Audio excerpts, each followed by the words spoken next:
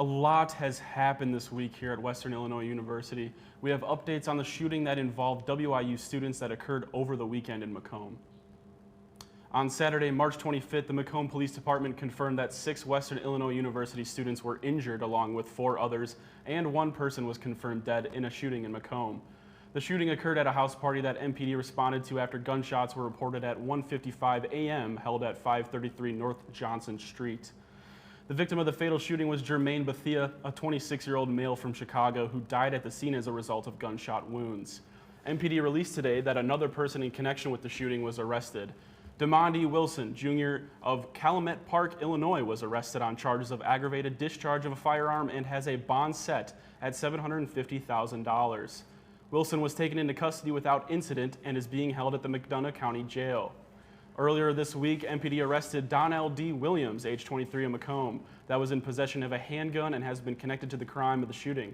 Williams was arraigned at 1:30 p.m. Monday at the McDonough County Courthouse on possession of a ghost gun, as well as 1.5 pounds of cannabis with intent to distribute and armed violence. Williams is being held on a $500,000 bond. Williams appeared upset, and his representation said that he would not be able to pay it. The names of the injured are still not being released by MPD. Many of the injured, according to MPD, suffered superficial gunshot wounds. MPD stated that the investigation is ongoing and has provided an image of a person that witness investigators need help identifying. This person is not a suspect, but is believed to have important information regarding the shooting incident over the weekend.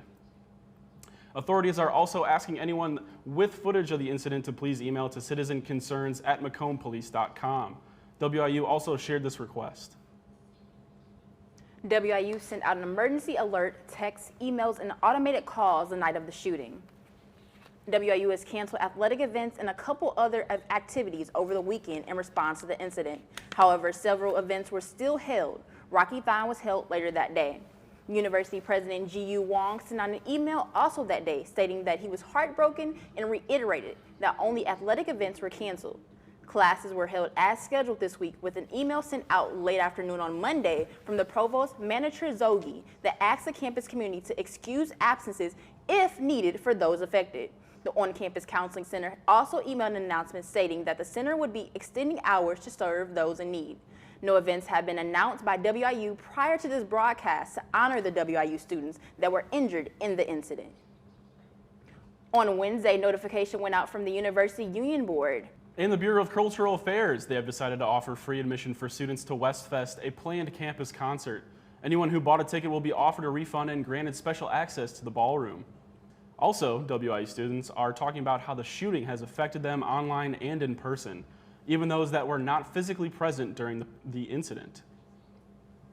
I mean, it was pretty scary. I was out that weekend at another party not too far away from there, and the fact that it's only about 2 blocks away from where I live is definitely kind of scary, but just glad none of my friends were there. I freaked out. I was out and I was told by one of my friends who was there, and I was really scared because I knew a lot of my friends went to the party and I was going to be going there, but then I found out and didn't go. So I was just really scared and worried about everyone I knew that went. So obviously it's a tragedy, and I hope it doesn't happen again, because obviously I want to walk around feeling safe around here day and night. So We at News 3 are saddened by the events that occurred over the weekend and wish everyone involved a speedy recovery. Specifically, our very own News 3 reporter, Jamaria Jackson. She attended the party and suffered 5 gunshot wounds. One of the shots broke her leg, and she said she was quickly transferred from McDonough District Hospital to a Regional Trauma 1 hospital for surgery. She has recently been released and is recovering at home in Chicago. Jamaria plans to return to WIU soon. We know how strong she is and cannot wait to have her back.